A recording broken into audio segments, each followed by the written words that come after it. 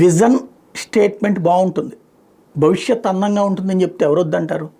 నువ్వు రేపు పొద్దున ఇప్పుడు నువ్వు 10,000 సంపాదిస్తున్నావు, రేపు పొద్దున 10,000 సంపాదిస్తావు, ఎల్లుండి 25,000 సంపాదిస్తావు, తర్వాత 40,000 సంపాదిస్తావు, కొనాళ్ళు పోతే ₹1,00,000 సంపాదిస్తావు.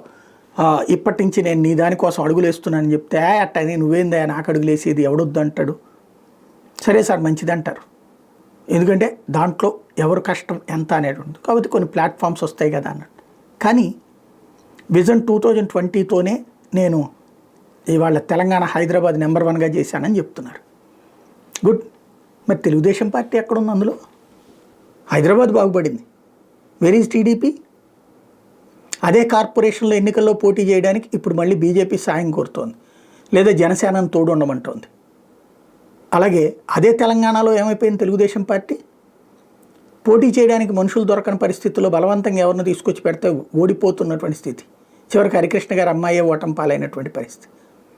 మరి ఏమైపోయింది ఈ విజన్లో? విజన్ని ప్రజలు అనుభవించేశారు, ఆస్వాదించేశారు.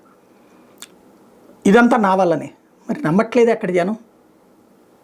ఆ విజన్ పేరుతో తమని దోచుకున్నారని భావిస్తున్నారే, తమకు సంబంధించిన ఆస్తులు దోచుకున్నారని భావిస్తున్నారే. అందుకే కదా అసలు తెలంగాణ రాష్ట్ర విభజన కోరిక ఎప్పుడు వచ్చింది?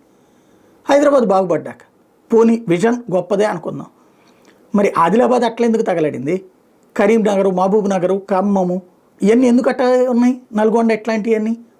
పోనీ ఉమ్మడి రాష్ట్రంలో చూసుకుందాం, చిత్తూరు బాగుపడిందా, లేకపోతే కర్నూలు బాగుపడిందా, కడప బాగుపడిందా? రొటీన్గా బాగుపడటం వేరు. హైదరాబాద్ తరహాలో ఇంకేదన్నా సిటీలు తయారైనాయా 2 తెలుగు రాష్ట్రాల్లో?